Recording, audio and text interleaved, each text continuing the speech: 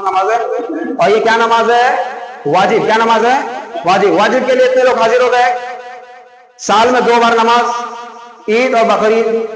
फर्ज नमाज सबसे आला, वाजिब उसके नीचे एक दर्जा रखता है। जब वाजिब के लिए हम इतना इकट्ठा हो गए हैं तो फर्ज के लिए भी हमें इकट्ठा होनी चाहिए कि नहीं होनी चाहिए? लेकिन फर्ज में हम सब लोग पीछे हैं।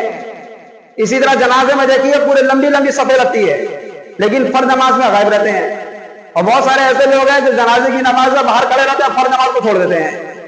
ये कितनी बुरी बात है। तो अल्लाह ताला से यहीं से याद करके उठाए, इंशाअल्लाह आज के बाद से इंशाअल्लाह फर्ज नमाज का भी एहतमाम करेंगे इंशाअल्लाह। जिसके बाद अल्लाह ताला पूछेंगे, जिसका अल्लाह ताला पूछेंगे। देखिए ये जमात हो रही है, किसी की भी नमाज छूट गई, इधर हो या उधर हो, अब वो नमाज नहीं पढ़ सकता है अकेला, लेकिन फर्ज नमाज अगर छूट गई तो पढ़ना पड़ेगा। गौर करिए इस बात को। तो 2 रकात नमाज इसमें, कितनी रकात? 2 रकात। इसमें 6 जाए तकबीर होती है। कितनी होती है? हम लोग यहाँ हाजिर हुए हैं बकरीद की नमाज के लिए, ये हमारी नियत है, ये हमारी नियत है। जब हम खड़े होंगे तो पहली तकबीर होगी। पहली क्या होगी?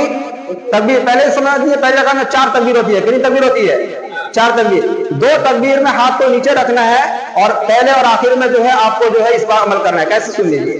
पहली जब तकबीर होगी तो हाथ उठाकर बांध लेना है। क्या बनना है?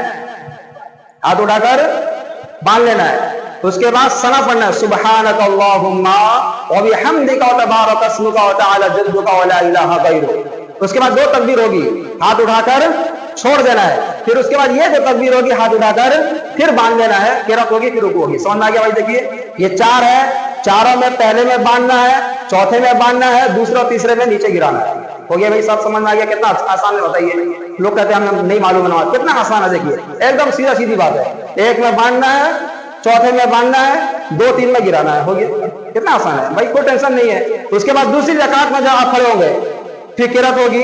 किरत के बाद ये फिर 4 है। कितनी है? पहली तकबीर में नीचे, दूसरी तकबीर में नीचे, तीसरी तकबीर में नीचे, चौथी तकबीर रुकू में चले जाना है। हो गया भी? समझ में आ गया भाई? समझ में आ गया? पहली रकात में कितनी तकबीर होगी? 4।